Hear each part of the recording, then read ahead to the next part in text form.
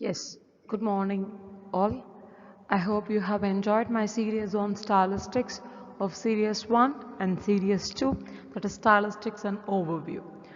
In a continuation of stylistics and overview, we are going to see the next level, that is Series 3, how the stylistic has been taken to the next level of origin, growth, how after introduction of definition, after introducing of stylistic effects and types like conceptual deviances and repetition and emphasizing the stylistic features, how stylistics has taken place. That is, style is a conceptual deviance. That is, conceptual deviance is nothing but conceptual is called as in concept, and deviance is called as actions or behaviors or violates of formal and informal culturals. So actions or behavior that is violating some cultures of either it is in a formal way or either it is in an informal way, it called as an conceptual deviance. It means that when the writer or the poet who has deviated from three major aspects of writing. The first aspect is from the noun, and second aspect is conceive something in their mind, and thirdly they just bringing a later commitments to the paper. That is, when the writer writes something, so how the noun has been taken, whether the noun is the subject of the speaker. The subject of the speaker is either me first person like I, or the second person you, or might be there's a third person like he, she, it, or might be that the noun consists with any of the names like Raju, Ravi, Rama, and Sita. So here the writer deviates his concept level from formal to the informal sometimes. And here it also contains something in mind. Writer keeps some ideas in mind, and that ideas has been prolonged throughout the play or a novel. We have found n number of examples in Tamil movies that how literature has brought out such writers, such writings in their part. So how some ideas of the director has been kept inside the mind throughout the movie, and only it has been revealed at last that why such hero or heroine was doing this action and why the action has been taken place like this so far in the past, and that can be related and relevant to the present action for the climax. So likewise, conceive some ideas in mind is also a style of writing. And finally, later commits to the paper. So the commitments of style has been seen in the writings of the author. Next, the writing of the author through the commitment should born in mind. According to the great literature, we can see the product of conceptual deviance should be born in the minds of the author. It not been injected or it not been taught or it not been induced by any of the other writers or any of the other preachers or the teachers. So it has been born in the mind of the writers to brought out some literary effects in the product of conceptual events. In this way, we could regard that poetry or any form of literature like prose, drama, novel, it's all deviates from grammatical way. That is, it may or may not be in the form of acceptable. Sometimes some poetry can be seen as in the form of grammar, and then sometimes we could be annoying that where the grammar is here and what type of a grammar it can be seen. Likewise, we could see that some literary forms consist of the grammatical way and some might not be in the form of grammar.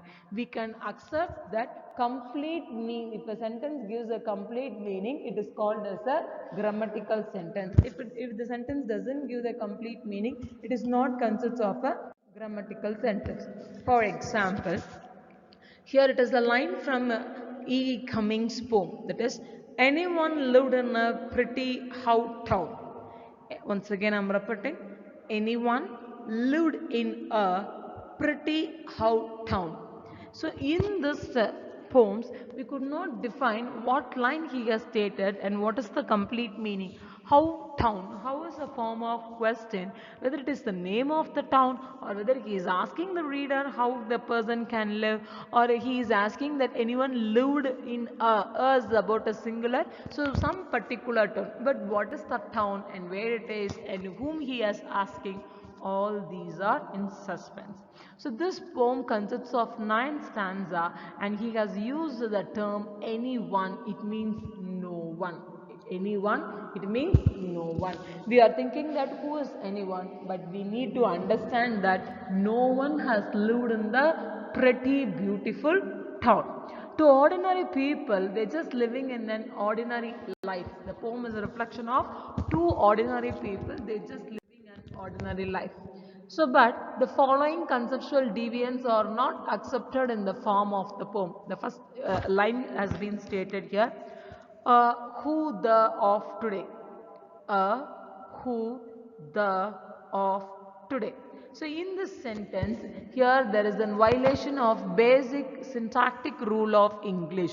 Again it is form of question, and that then and there is a they and of preposition and today of present tense. So this sentence doesn't contains of syntactic rule. Next, I thermometer you. Here it is in comparison of I, the person, to the object, that is a metaphor he has used to you. So the use of noun in the place of verb. Thermometer, here they have used I and you in the place of noun. It should be as in the verb, replaced by verb.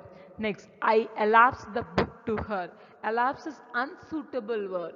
Elapse is unsuitable word. Elapse is something, the meaning which violates the sentences entirely.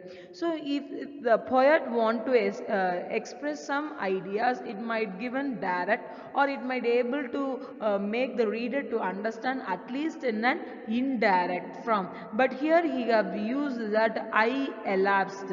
I elapsed. So this elapsed is a term which has been referred as the word which has been slipped away, or it is like expire, or it is get glide by, or it is passes or passes away. So I passes away the book to her. Passes away is something that is no more. The one is slip away or go by, or something is completely vanish on. So this in this sentence, this word elapsed is called as an unsuitable way. Next, the stone snows.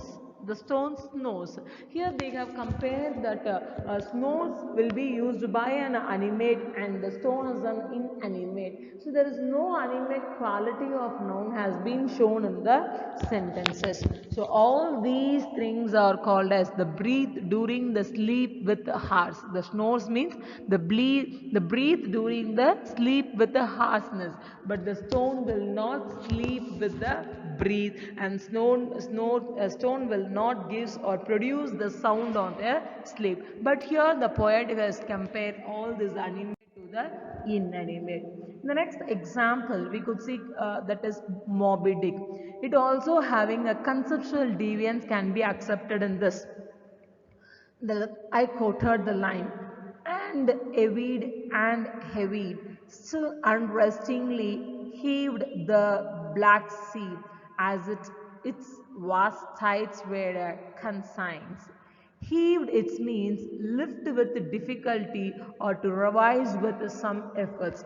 And heaved, still unrestingly heaved the Black Sea as its vast tides were consigns. So here heaved means lift with difficulty or revise with some efforts. So I'm just what he was lifting, whether he was lifting the Black Sea or whether he wants to lift the Black Sea. The Black Sea is called as an unresting one, and it is called as a vast sea which is having a tides as an consigns. So the moral sense of this poem has not been, the writings as the lyrics has not been understood to the readers. So in above lines analysis we could found the deviance as a redefined one. The sentences consists of difference between text and the overall grammatical norm of language has not been followed. Sometimes this sentences can be called as a non-grammatical sentence, or it is called as non-acceptability of the sentence. Besides, in addition, we can see that conceptual deviances is having metaphysical terms. So John Donne has called as a father of metaphysical writing, he who has stated as an aesthetic beauty, beauty of art, beauty of nature, and beauty of the scenarios. His poems like Canalization brings out the aesthetic effort of nature, how the poet has lives with the poem, but through the aesthetic objects, through the sense of beauty, through the sense of inanimate object as an animate one. So sometimes this conceptual deviance also consists that nature which leads with us a greater creativity. Anyway, so the degree of deviance is closely related to the degree of grammatically. The degree of deviance is closely related to the degree of grammaticality. We can also say that more grammatical sentences consists of less creativeness, and it also contains alternatives. Whenever we are finding any sentences which is completely mean of the grammatical sentence, and that grammatical sentence contains less creativeness, and the less creativeness also contains alternativeness. In this way, when we are taking the style, among all the genres of literature, style of poetry has been considered literally as an importance of stylistic study, because generally we could not able to read or a poem very easily as such we like. So as like the other novels, as like other poetries, we are not able to read literary poems as an easier one. Even if it is mother tongue, we could find some difficulties of reading a poem lines. When it comes on the literary effects, so that literary effects have been reflected with in different sense of meaning, with a different sense of writing. When we considering especially Shakespeare's sonnets and all, so Shakespeare's sonnets and all literally not being seen with a direct meaning. For example, we could see the Shakespeare lines from sonnet number 18. Shall I compare thee to a summer day, thou art more lovely and more temperate? Rough winds do shake the darling buds of May, and summer's lease hath all too short a day. Sometimes too hard the eye of heaven shines. So we are not supposed to undergo without knowing the words of each sentences and what he likes to define in all the sentence. So style of poetry is most important on comparing to the stylistic studies. The language of poetry is always differed from the language of prose. One can easily define, one can easily understand the prose, at least with the reference of dictionaries or with the reference of knowing the meanings of vocabulary, one could understand what the prose likes to express. But in the case of poetry, it not mean like that. Language of poetry is completely seems different, and it is new, and it always consists of stylistic effects with the use of figures of speech. Every sentence might take place with a verb, object, noun, preposition in a grammatical sense. Similarly, metaphor, oxymoron with the figures of speech. It also consists of punctuations that also been most important part of stylistic expert. So Wordsworth poetry reacted against to this sentence. So Wordsworth poetry always reflected with some stylistic lines. So language of poetry, we could see a different types of languages of poets in a different style of their poetry. Owen Barfield, he uses that something that arouses aesthetic imagination. He says poetry is something that should arouses with the aesthetic imagination. Next, Josephine Miles and Donald Dewey.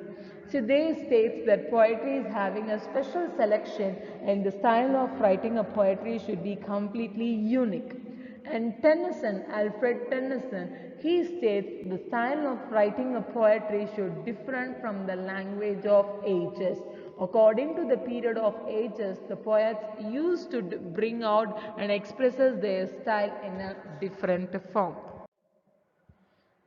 So definition of poetic language was given by John Makrowski of Prague School. He says in an excellent way that poetic language is a distortion of the ordinary language, that is misinterpretation of the truth.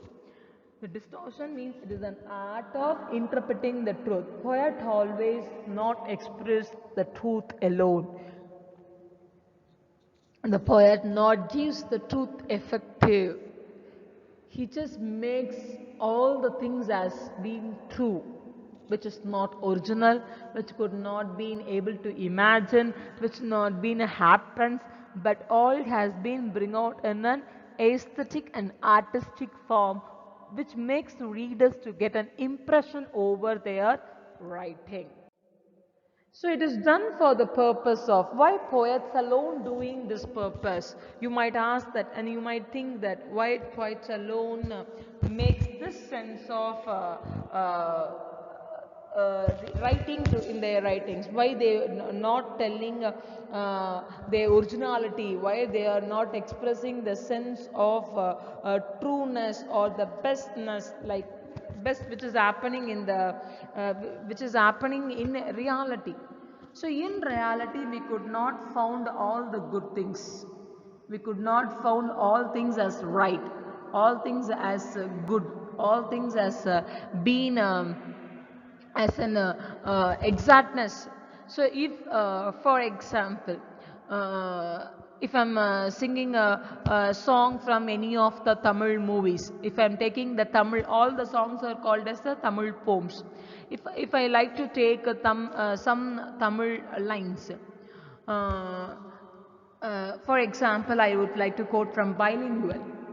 கண்மணியே காதல் என்பது கற்பனையோ காவியமோ கண் வரைந்த ஓவியமோ எத்தனை எத்தனை இன்பங்கள் நெஞ்சினிலே பொங்குதம்மா பல் சுவையும் சொல்லுதம்மா மேளம் முழங்கிட தோரணம் ஆடிட காலமும் வந்ததம்மா நேரமும் வந்ததம்மா பார்க்கையில் ஜாடையில் தோன்றிடும் ஆசையில் பாடிடும் உள்ளங்கள் இந்த பாவேன் உள்ளத்தில் பூவிதழ் தேன் குழந்து சிந்தும் புன்னகைதான் மயங்க ஆயிரம் காலங்கள் நான் உந்தன் மார்பினில் சாய்ந்திருப்பேன் வாழ்ந்திருப்பேன் காதலை வென்றது பஞ்சனை வென்றது காரணம் நீ அறிவாய் தேவதையே நான் அறிவேன் நான் ஒரு வேகமும் மோகமும் தாபமும் வாபலில் தந்த சுகம் இளம் வயதினில் வந்த சுகம் பூங்குழல் நீ அணைக்க வந்த தாமரை நான் சிரிக்க, and so on.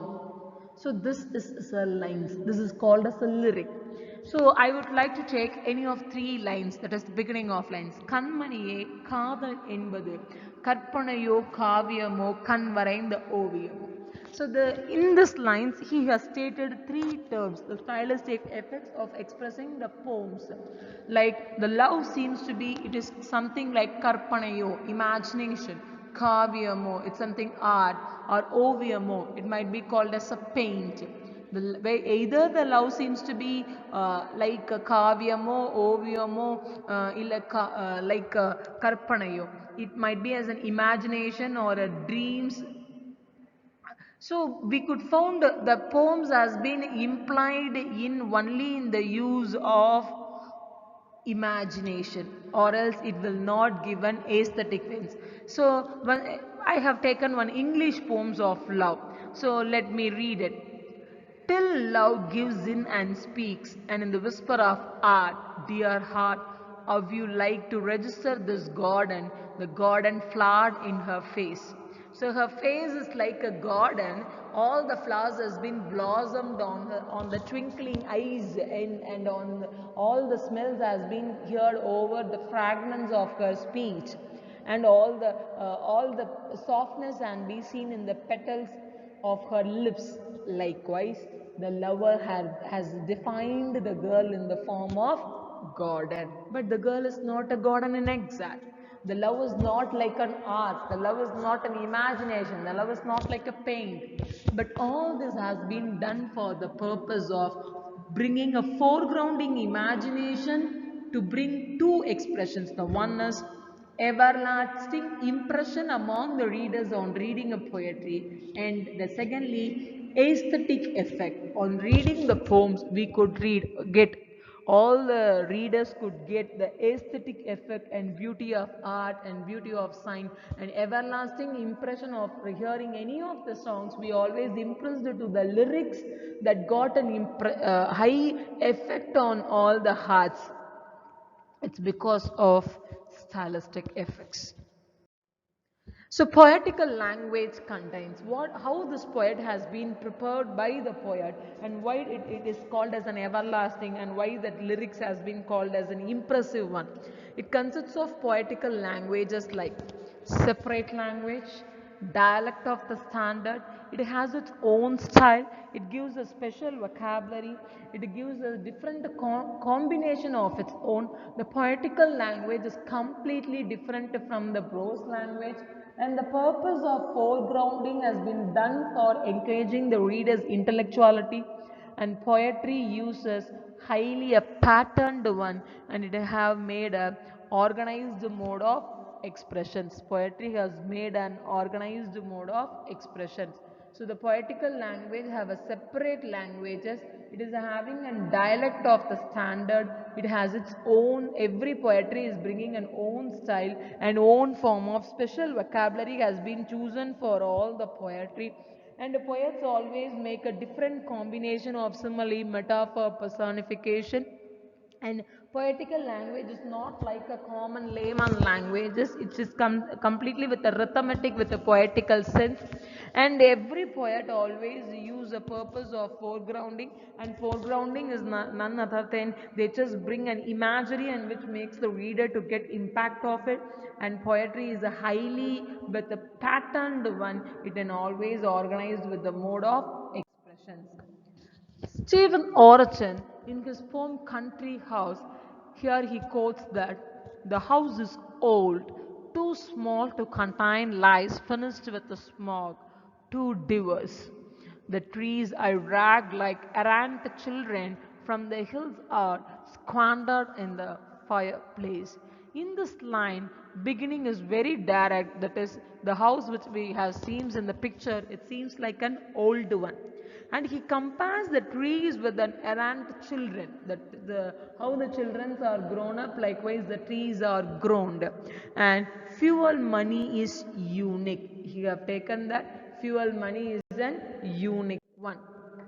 So the purpose of foregrounding is how the language have distorted and how the poet have employed his writing style in the poem, that has achieved an everlasting poetic effect, that has brings down everlasting poetic effect by all the readers to make that poet is an beautiful and aesthetic one. So next poem, that is Paul Valery states, the poem on the other hand does not die for having lived. Is it expressly designed to the born again from its ashes and to become endlessly what it has just been? Poetry can be recognized by this property that it tends to God itself, reproduced in its own form. It stimulates us to reconstruct its identicality. So he states poetry is something which is not from the general way. It always expresses something in a property which gives an identical expression. But in prose passages, it no need of inventory of any linguistic invention, and it is salient ones will do only the accounts of effect. So M.I. Sastry, he just view in a two ways. The one is the passage belongs based on the force of discourses like journalism, advertisement, science, literature, law. All these are discourse of work. But the style of discourse will take place either in the formal or in the informal. So in stylistic effects, we can divide this pattern as an lexic and syntax way.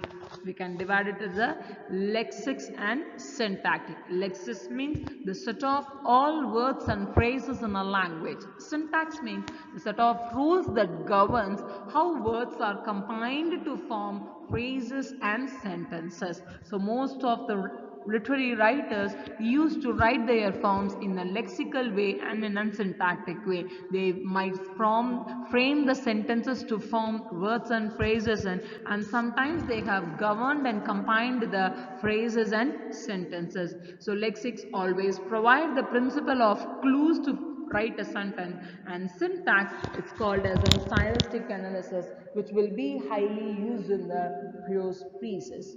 So yes, hope you could gather some few other information and collection of data regarding the stylistic aspect, that what we can call as a style and how the style has been incorporated and used in the prose and poetry, and which part of writing is called as an stylistic effects. So hope you have enjoyed the class and will continue the same in the next series. Thank you so much for your listening.